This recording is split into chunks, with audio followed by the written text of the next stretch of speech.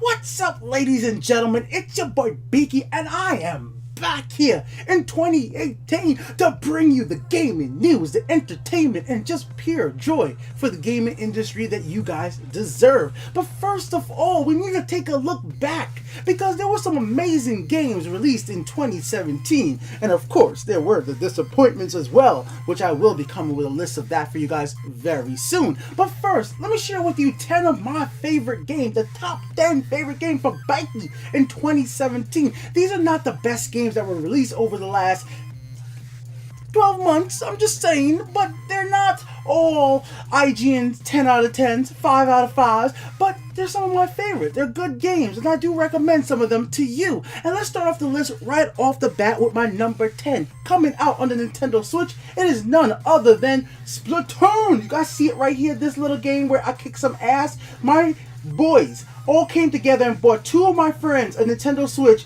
and we got them copies of Splatoon just so we could kick ass in this game that you guys are seeing right here. Hopefully Nintendo doesn't copyright this video, that's why you guys don't see the direct feed, but as you see, taking them wins, winning these games, that's what we were doing in Splatoon, and this is really one of those games that's just amazingly fun to play with your friends. It wasn't for the fact that you have to use Discord or some other way to voice chat in this game. It will be just so perfect. Just Nintendo needs to get their voice chat system together so I can invite friends to a party or something. Right now, having to do everything off the system really does suck, but definitely this game has to be on the list. Splatoon is pure and simply joy.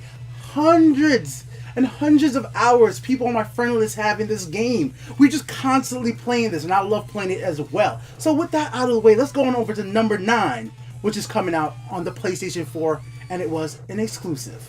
Alright, number 9 was none other than Horizon Zero Dawn. Yes, guys, that PS4 exclusive with the beautiful graphics coming from Guerrilla Games. As you guys can clearly see, I am a big fan of some of Guerrilla's past work, having the Killzone statue right there in the background. And I actually do use it. I actually do use it as a bookcase like it's intended to. I have some books in there. As you guys can see over here, I'm starting to have a little bit of gaming collection of books too. I've been reading a lot more, which I could probably actually do a list of my favorite mangas and books that I've read this year. And funny enough, I was just talking to this girl recently, and she's like, "What, you read books? That's so boring."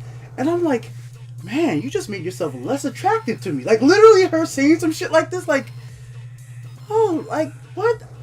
Books are boring? Like, I don't know. That just came to my mind real quick. I'm like, I mean, like, you know, if you read things online, that's like, you know, those are pages, those are information too. Why are books boring? Why are books... Read a good book. It's as good as gaming sometimes. But we're not here to talk about books. It's just something that just came to mind recently. I'm like, she literally told me books are boring. I'm like, okay, that's a new one for me.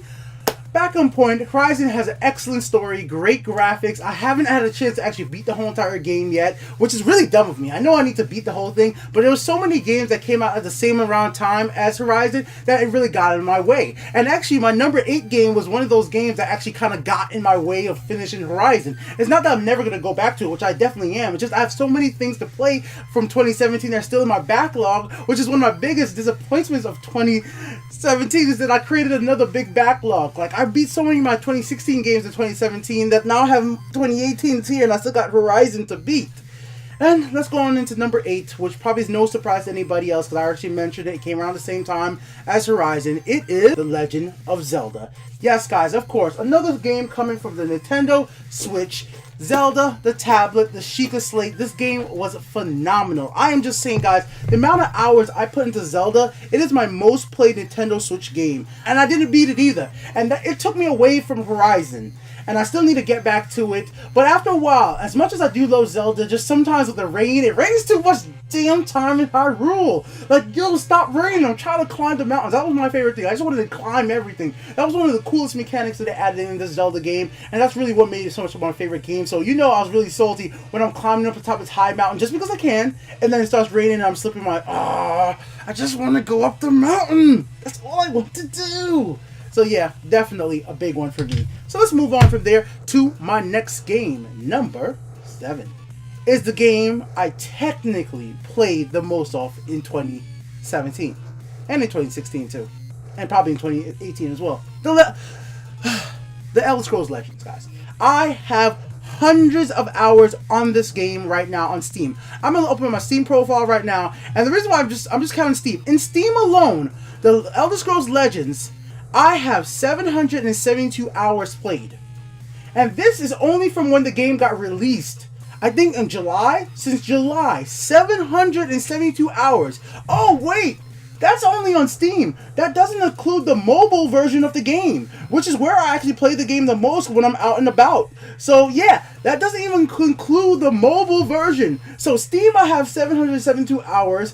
The mobile version, I have hundreds of hours. And, oh wait, did we forget? There's actually another version of the game on PC that uses a desktop client as well. So I wouldn't be surprised if I'm looking at maybe 1,400 to 1,500 hours played of this game in the last year. That is an immense amount of time. Well, actually, it has to be. No, I'm wrong. I must have over 2,000 hours on this game, because if it's only from July, I have almost 1,000 hours on Steam alone. That doesn't even count the first 6 months of the year. So definitely, it probably is over 2,000 hours played. I could probably do some of the math by just looking at all the YouTube videos I've made. So all the YouTube videos I made on Elder Scrolls Legends, all the times I'm playing matches, I play this game a lot. I love the card games in general, right?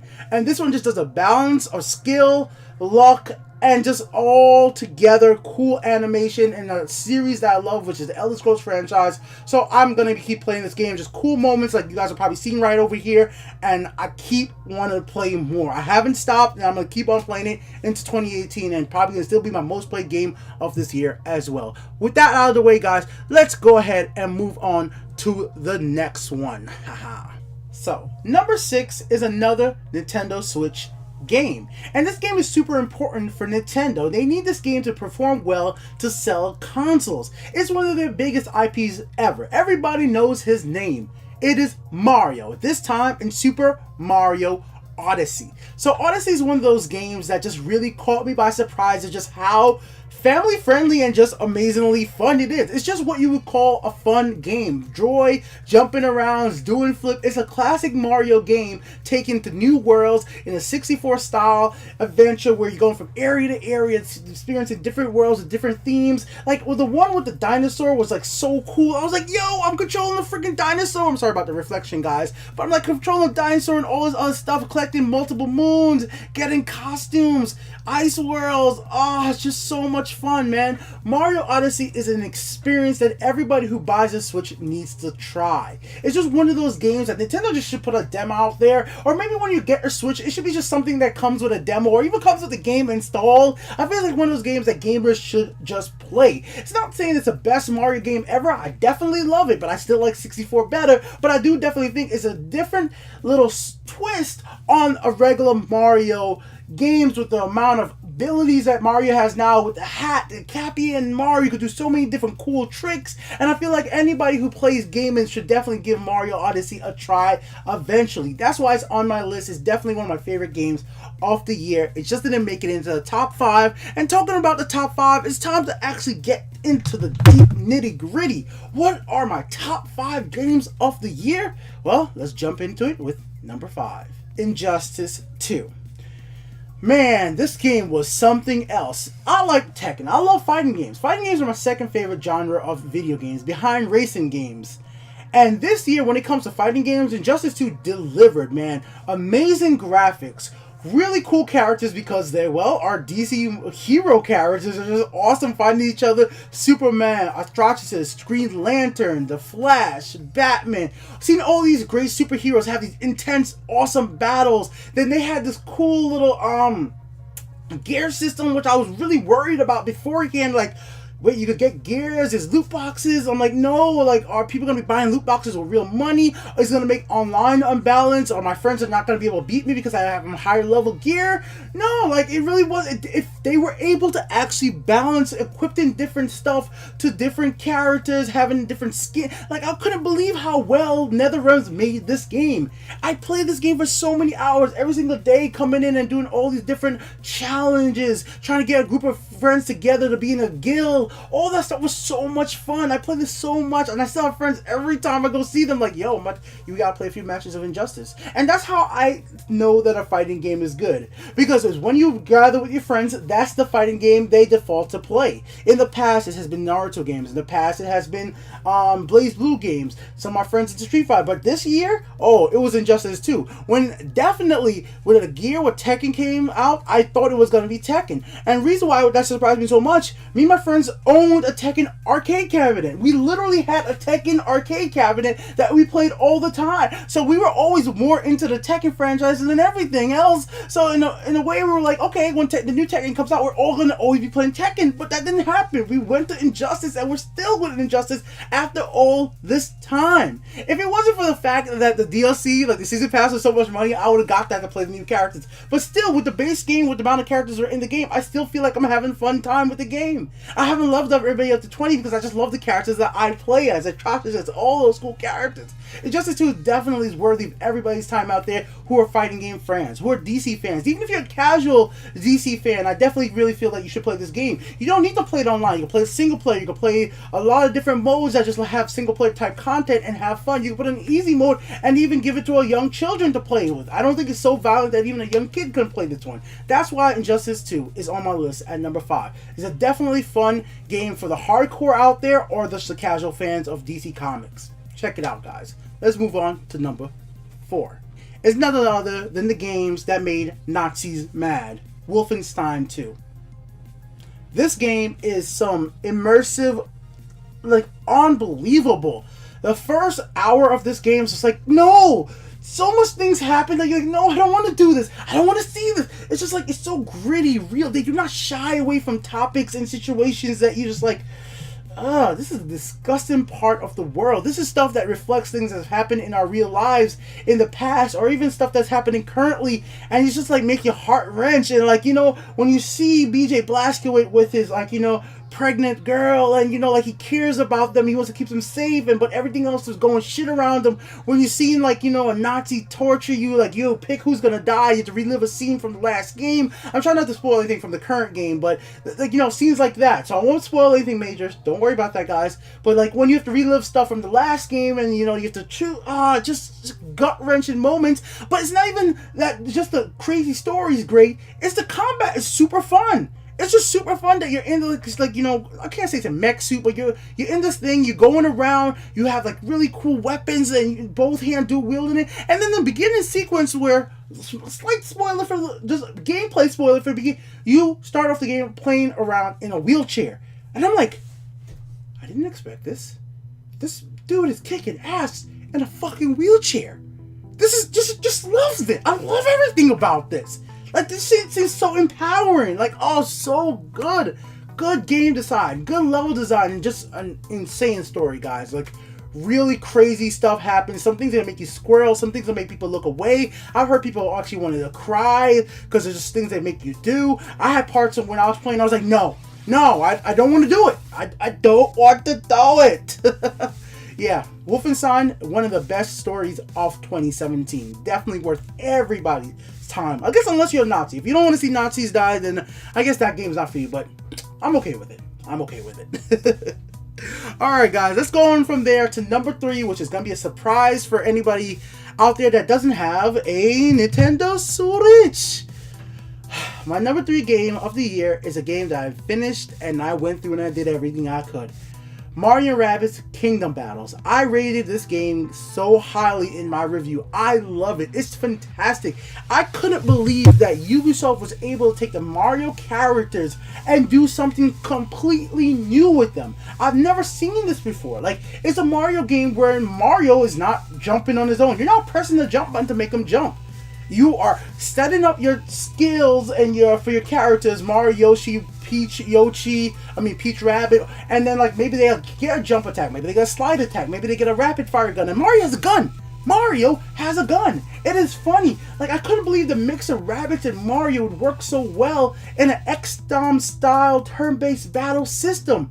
Like, this is literally, I've said this already, this is the best game that Ubisoft has made in years.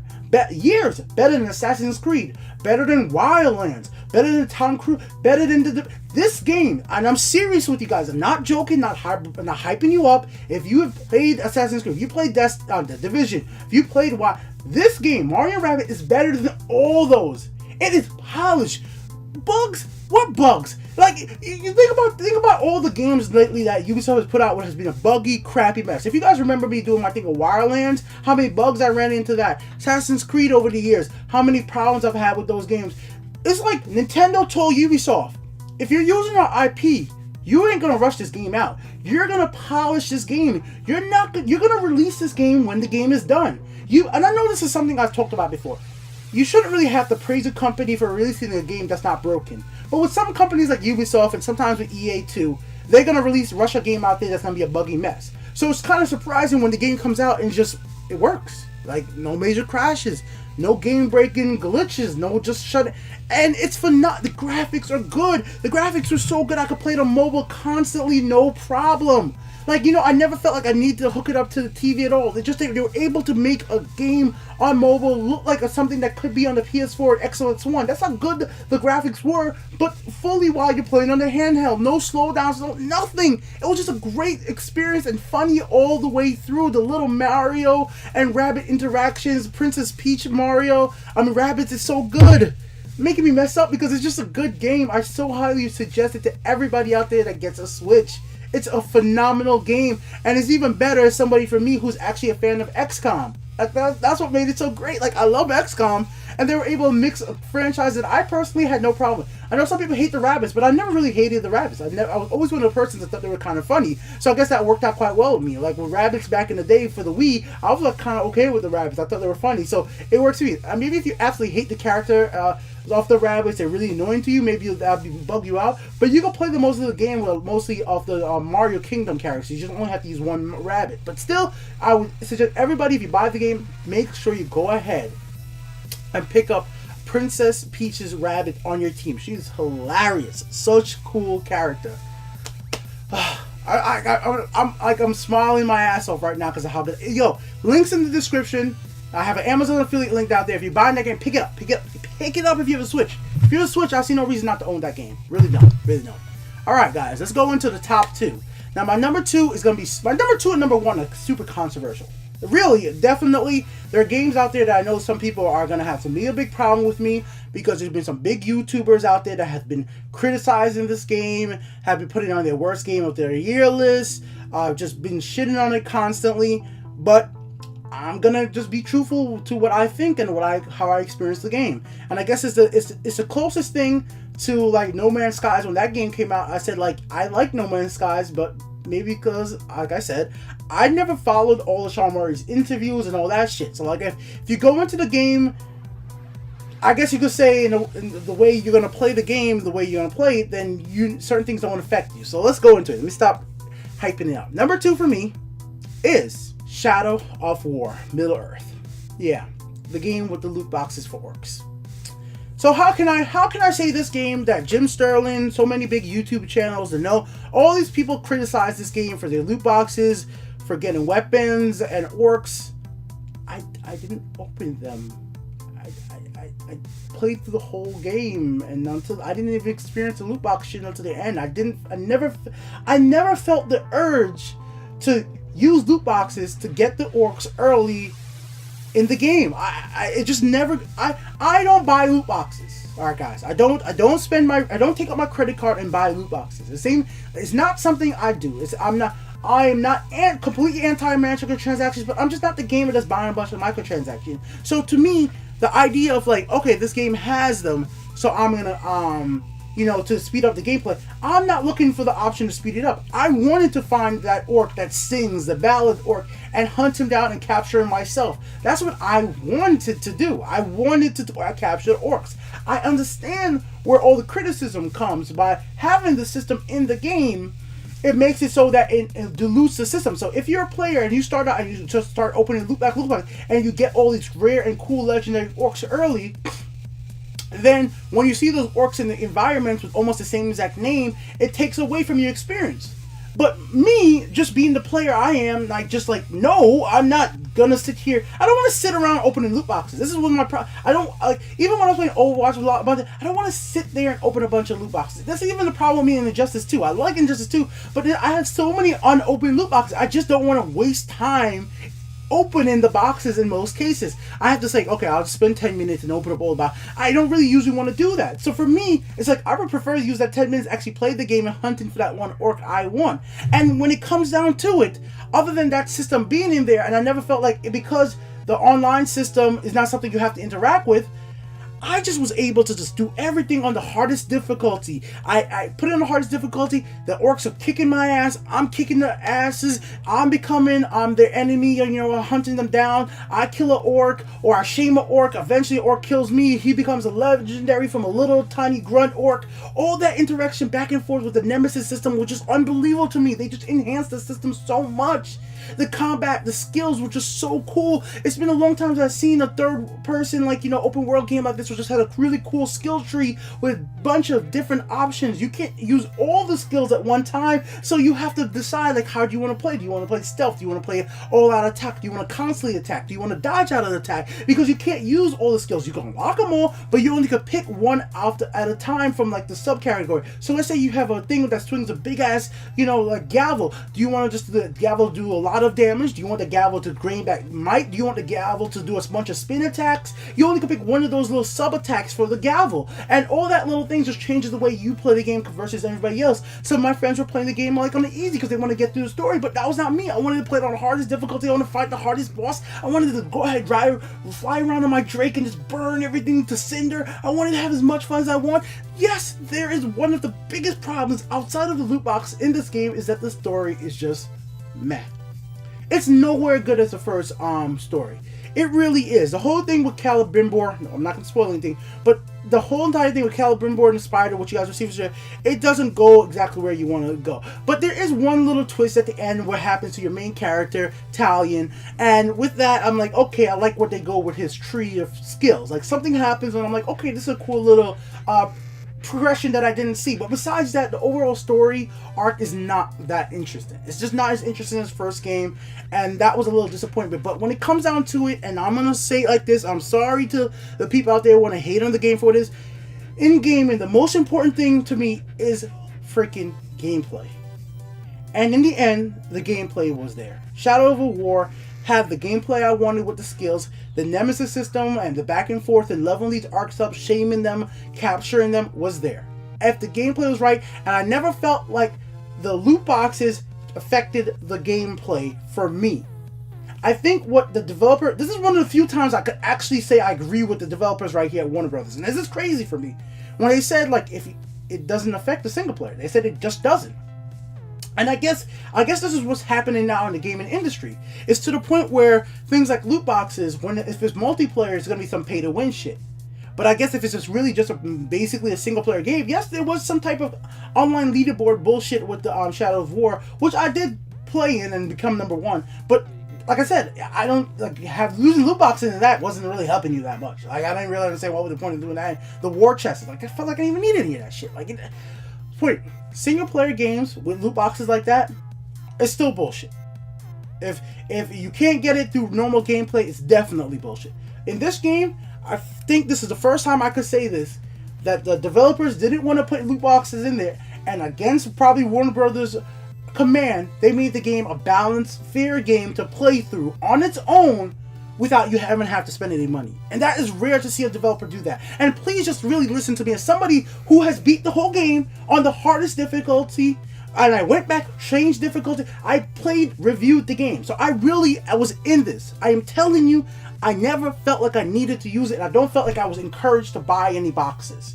And that to me is what's key. If you're going to be putting this bullshit microtransaction in this game, the developer has to be willing enough to make a good game on its own without that stuff being needed to buy. I spent my $60 and I got my $60 worth. And that's what I want from the core game. Now, if we're talking about Star Wars Battlefront, well, that's a whole other situation. But that's for my other list. That's for the most disappointing games of the year. I could talk about Shadow of War a lot. Really like that game. Just combat's so good. I'm going to recommend it.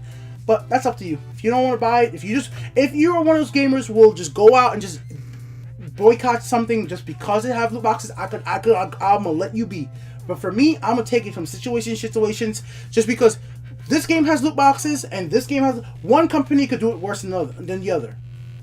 Like I was saying earlier about Injustice 2, I was expecting that to be a complete utter mess with loot boxes, and it turned out that it really wasn't as much as I thought it was going to be. I'm still not buying any of them, so at least I'm not supporting that way. I'm not buying. I didn't buy Star Wars Battlefront 2. So, like I said, I wouldn't.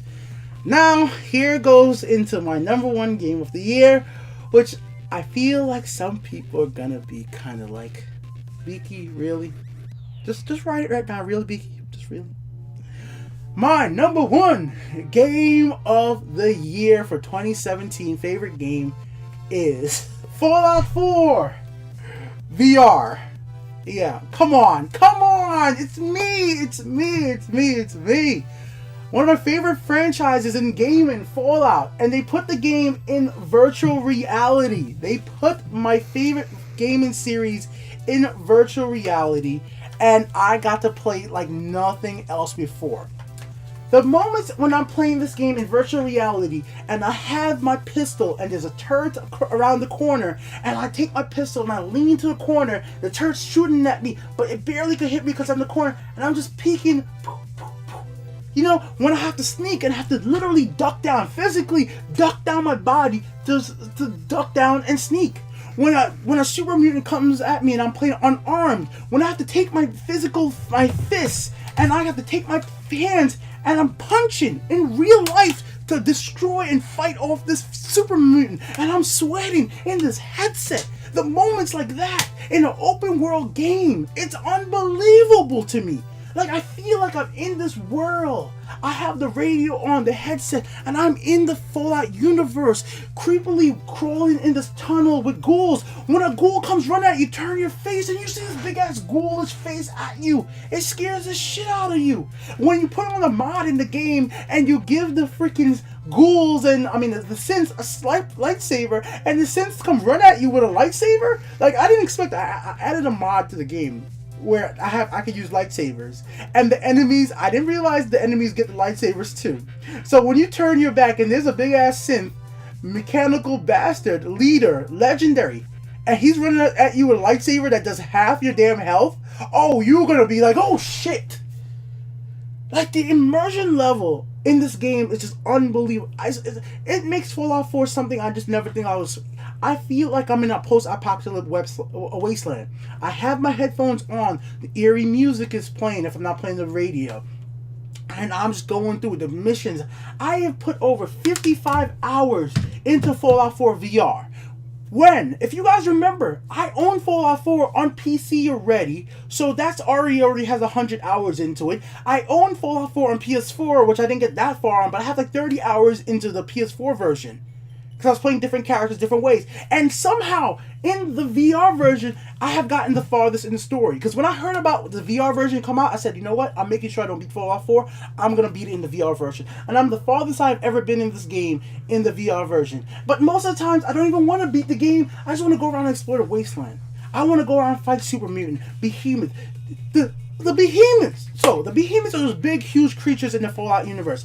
And when you're playing on the PC, the regular screen version of the game, like, like on the regular screen, they look big. But when you're in this headset, you have to look up.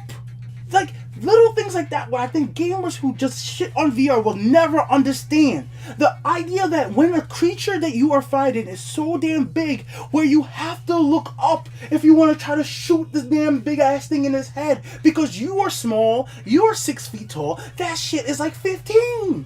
Like, the moments like that, when you want to swing and you're swinging at his feet and you chop off this dude's fucking whole leg because, you put a mod where it allows his, freaking dismemberment. And on top of that, all the mods work. All the crazy mods that work for Fallout 4, not all of them, but majority of them work in VR. It's like, it's everything I want in the game right now, guys. It really is. And that's really something for me to say. It's everything I want in the game right now. I want to be in the university. I go to work. I work hard. December has been one of my hardest work months Yo, I've worked. I have worked. And I come home, still got stuff to do, family. And when I want to play a game, I gotta pick a game to play. It's gonna be Wolfenstein. It's gonna be Splatoon. It's gonna be but when I play the Fallout, I am taken to another place. I am taken to a post-apocalyptic wasteland to get scared, to see the character models of Vic Valentine close up, the little detail, to really realize like, oh, that chem station is really actually at the right height. It was right at my waist. That's really cool. Like, just the little things that you never have noticed. Diamond City, like, oh, look at this light above. Oh, I'm sitting down having noodles from the robot. Oh, look at this light up there. That's right above my head. That's kind of cool. Oh, those dangling freaking cans that's in front of the storefront and somebody buy something from Diamond City. Oh, when you walk up to it, your body actually hits the cans and you hear the sound. When you hear a ghoul growling in the background, but you don't know where it's coming from, because my character is playing with low perception. And if you don't Fallout universe, you have low perception, you really can't see on the radar where enemies come. So I'm constantly getting surprised by. Alright, the scariest thing in Fallout VR so far is mole rats. Yeah, guys, you'll be scouring the wasteland, and you hear, and they just pop out of the ground at your teeth in your face. You're like, holy shit! And you gotta remember, this is the scale, so it looks like this big thing. I've hit my freaking stuff off my desk. I just love it. I just love it. It is a full game VR, full game in virtual reality. It is everything I could have asked for. It's fully customizable with mods. Like, you turn off the anti-aliasing so certain things are blurry. There's so many ways. If I could do good videos of it, I really would do all the time. And this is me. I would almost put Doom VR for on this list. All I'm gonna mention is Doom VR because that's made directly for VR. It's really cool. You can play with a controller. Right now, you only can play with the wands for this one. You don't have. Oh, another thing. You don't have to teleport. This is a big problem I always see with people in talking about VR games. Oh, you have to teleport. You don't have to teleport in VR games, people. You can literally use dual analog type control in VR games. You don't have to teleport at all. These are trackpads. These are coming with like mouse. You could just walk around like a regular dual analog stick game. They're even coming out with a controller with dual analogs, or some of these games that use a regular PS4 controller, like Doom VFR. I beat the whole entire game at the end with a regular PS4 controller, and they're gonna add a regular controller support to Fallout 4 on in VR soon. Bethesda's gonna be putting that update out soon. So I'm expecting to put another 100 hours in Fallout 4 VR. It's definitely my game of the year. I'm a big Fallout fan already, but it's more than that for me, guys. It's the fact that I really feel like I'm teleported in a full open world game in virtual reality that runs fine for me on my GTX 1070. I know some people out there 1080s don't work. I don't know, maybe my system is just, optimized wise because I know what I'm doing, but it runs fine for me. And then again, I don't get motion sickness, so I know if you guys get motion sicknesses, I don't. There's been no other game. I was in this headset for 7 hours. Fine. And I just never thought that was going to be possible. Most of your games, I don't play for more than an hour and a half, but 7 hours. And I came out just fine. I mean, it's, phenomenal. I do recommend you getting the deluxe audio strap from HEC if you do get the deluxe audio strap is really good audio. Like this whole 3D sound type stuff is really cool with this.